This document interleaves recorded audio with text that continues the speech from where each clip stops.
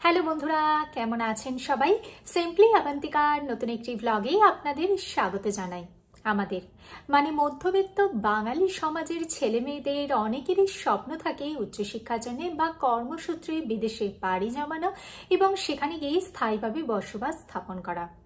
বিদেশের আধুনিক জীবনযাত্রা বা বেটার স্যালারি স্ট্রাকচার বা সেখানকার ইউনিভার্সিটিগুলোর উন্নত মান দেখে অনেক মানুষ স্বপ্ন দেখে বিদেশে পাড়ি জমানো।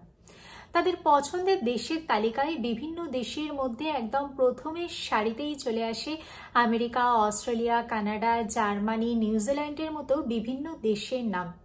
কিন্তু বর্তমানে 2025 সালে কোন দেশে গেলে কি কি সুবিধা হবে, যেমন ধরুন কোন দেশে গেলে পড়াশোনার সুবিধা হবে বা কোন দেশে গেলে চাকরি পাওয়ার সম্ভাবনা বেশি বা কোন দেশে গেলে স্থায়ীভাবে নাগরিকত্ব তাড়াতাড়ি পাওয়া সম্ভব, সেই সম্পর্কে হয়তো তাদের সঠিক ধারণার অভাব দেখতে পাওয়া যায়। আজকে আমি আবান্তিকা হাজির হয়েছি আপনাদের সামনে, শেয়ার করব কতগুলো দেশের নাম যে দেশে গেলে আপনারা হয়তো সহজে চাকরি বা নাগরিকত্বের অনেকটা সহজ সম্ভাবনা দেখতে পাবেন।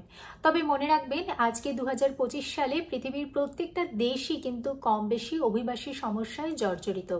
তাই আপনি কোন দেশে গেলে সহজে নাগরিকত্ব পাবেন সেটা কিন্তু আপনাকেই প্রথমেই রিসার্চ করে জানতে হবে। তবে আমি এখানেতে সহজ কতগুলি টিপস আপনাদের সাথে দিতে পারি। টিপসগুলো যদি আপনাদের কাজে লাগে অবশ্যই আমাকে কমেন্ট করে জানাবেন। ভিডিওটি দেখে ভালো লাগলে লাইক করবেন আর অবশ্যই চ্যানেলটিকে সাবস্ক্রাইব করবেন। যারা ভবিষ্যতে বিদেশে গিয়ে পড়াশুনো বা কর্মক্ষেত্রে যোগদান বা স্থায়ীভাবে নাগরিকত্ব লাভ করার চেষ্টা করবেন, তারা অবশ্যই স্কিপ না করে পুরো ভিডিওটা আমার সাথে থাকুন। আমার প্রথম পছন্দের দেশের তালিকায় রয়েছে কানাডার নাম। কানাডাতে এক্সপ্রেস এন্ট্রি এবং পিএনপি প্রোগ্রামের মাধ্যমে কিন্তু বহু মানুষ কানাডা যাওয়ার সুযোগ লাভ করছেন। কানাডাতে বর্তমানে IT sector, health care sector এবং এডুকেশন এবং কনস্ট্রাকশন সেক্টরে কিন্তু কাজের যথেষ্ট সুযোগ দেখতে পাওয়া যাচ্ছে। তবে সমস্ত কিছুর জন্য কিন্তু এক্সপিরিয়েন্স মাস্ট এবং তার জন্য কিন্তু প্রপার ডকুমেন্টস থাকা আবশ্যক। রিজিওনাল এরিয়াকে প্রমোট করার জন্য কানাডাতে বর্তমানে নতুন পিআর স্কিম শুরু করা হয়েছে। নেক্সট আসছে অস্ট্রেলিয়ার কথা। অস্ট্রেলিয়ার ওয়েদার অনেক সময়তেই আমাদের দুই বাংলার ওয়েদারের সাথে কিন্তু মিল পাওয়া যায়। অস্ট্রেলিয়াতেও কিন্তু বহু মানুষ, বিশেষ করে বহু বাঙালি গিয়ে কিন্তু বর্তমানে বসতি স্থাপন করেছেন। অস্ট্রেলিয়াতে বর্তমানে স্কিল্ড ইমিগ্রেশন পলিসির মাধ্যমে বহু মানুষ অস্ট্রেলিয়া যাচ্ছেন। সাব ক্লাস 189, সাব ক্লাস 190 এবং 491 এর মাধ্যমে ভিসা প্রসেস কিন্তু অনেক বেশি ফাস্ট হয়ে চলেছে। অস্ট্রেলিয়াতে হেলথ কেয়ার এবং এডুকেশন সেক্টরে কিন্তু অনেক বেশি কাজের সম্ভাবনা দেখতে পাওয়া যাচ্ছে এবং অস্ট্রেলিয়ার ভিসা প্রসেস কিন্তু এখন এক্সপ্রেস এন্ট্রির মাধ্যমে অনেক বেশি ফাস্ট হয়েছে। নেক্সট আসছে জার্মানি। বর্তমানে 2025 সালে দুই বাংলা থেকে বহু মানুষ জার্মানিতে গিয়ে বসবাস স্থাপন করছেন। তবে যাদের লক্ষ্য জার্মানি যাওয়া এবং সেখানে গিয়ে পার্মানেন্টলি বসবাস স্থাপন করার, তারা কিন্তু একটু চেষ্টা করবেন সেখানকার লোকাল ল্যাঙ্গুয়েজটা শিখে নেবার।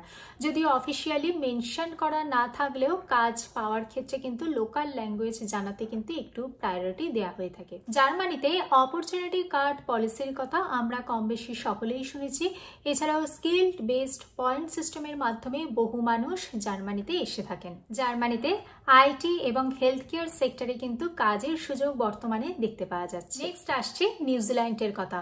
দুই বাংলা থেকে বহু মানুষের আগ্রহ দেখতে পাওয়া যাচ্ছে নিউজিল্যান্ডে। স্কিল্ড ম্যানেজমেন্ট ক্যাটাগরিতে নিউজিল্যান্ডে আসার যথেষ্ট সম্ভাবনা রয়েছে। নিউজিল্যান্ডে রুরাল এরিয়াতে যারা কাজে যোগদান করবেন তাদেরকে কিন্তু পিআর পাওয়ারতে অগ্রাধিকার দেওয়া হয়েছে।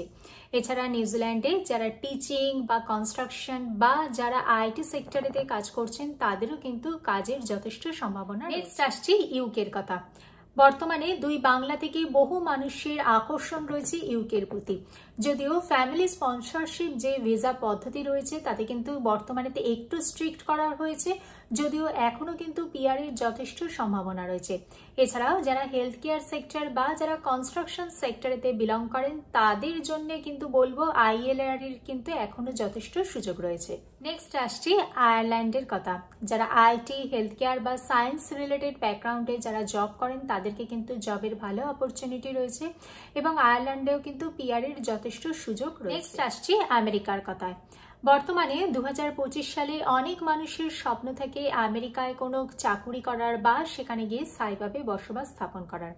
আপনাদের স্বপ্ন যদি থাকে আমেরিকায় এসে চাকুরি করার, তাহলে বলবো এআই রিলেটেড কোনো কোর্সে বা এআই ডিপেন্ডেন্ট কোনো প্রজেক্টে জয়েন করুন, বা ডেটা সায়েন্স বা মেশিন লার্নিং এই সমস্ত যদি আপনার ব্যাকগ্রাউন্ড হয়ে থাকে, তাহলে আপনার কিন্তু আমেরিকাতে এসে চাকুরি করার সম্ভাবনা উজ্জ্বল। তবে তার জন্য নিজের স্কিলকে আপগ্রেড করতে হবে এবং নিজেকে আর 5 জনের থেকে প্রতিযোগিতায় এগিয়ে রাখতে হবে। তবে বর্তমানে আমেরিকাতে স্থায়ীভাবে নাগরিকত্ব পাওয়ার সম্ভাবনা কিন্তু যথেষ্ট ক্ষীণ। বর্তমানে কখনোই এক লাইনে কোনো উত্তর দেওয়া যায় না যে কোন দেশে গেলে আপনি সহজে নাগরিকত্ব পেতে পারেন। ডিপেন্ড করছে এটি আপনার উপর, আপনার স্কিলের উপর। আজকে আপনি যদি দক্ষ হয়ে থাকেন, সেই দেশে যদি আপনার দক্ষতাটাকে আপনি প্রমাণ করতে পারেন, তাহলে সেখানেতে আপনি চাকরি করতে পারবেন এবং চাকরি করে যদি নাগরিকত্বের সম্ভাবনা থেকে থাকে, তাহলে অবশ্যই আপনি নাগরিকত্ব অর্জন করতে পারেন। তবে তার জন্য আপনার স্কিলকে আপগ্রেড করতে হবে, আপনার দক্ষতাকে প্রমাণ করতে হবে। তার জন্য প্রয়োজন দীর্ঘকালীন প্রস্তুতি। অযথা কোনো এজেন্টের ওপরেতে নির্ভরশীল না হয়ে নিজে রিসার্চ করুন। নিজে রিসার্চ করে জানুন যে আপনি আদৌ যোগ্য কিনা এবং আপনি সেখানেতে গিয়ে স্থায়ীভাবে বসবাস স্থাপন করতে পারবেন কিনা। সমস্তটাই নির্ভর করছে আপনার উপর, কারণ আপনাকে সেই দেশে গিয়ে স্থায়ীভাবে বসবাস স্থাপন করতে হবে। আজকে আপনি পৃথিবীর প্রথম যে দেশেই যান না কেন, প্রথম অবস্থায় আপনার জন্য অপেক্ষা করছে কিন্তু স্ট্রাগল। কয়েক বছর স্ট্রাগল করার পর অবশ্যই আপনি সেখানেতে একটি সুন্দর সোনালী ভবিষ্যতের স্বপ্ন অবশ্যই দেখবেন। এই ভিডিওর মাধ্যমে আমি আমার ব্যক্তিগত মতামত আপনাদের সাথে শেয়ার করেছি। আপনার মতামত আমি সাদরে গ্রহণ করব, তার জন্য অবশ্যই আমাকে কমেন্ট করে জানান। ভিডিওটি ভালো লাগলে লাইক করবেন, চ্যানেলটিকে সাবস্ক্রাইব করবেন। দেখা হচ্ছে পরবর্তী ভিডিওতে। ভালো থাকবেন, সুস্থ থাকবেন। নমস্কার।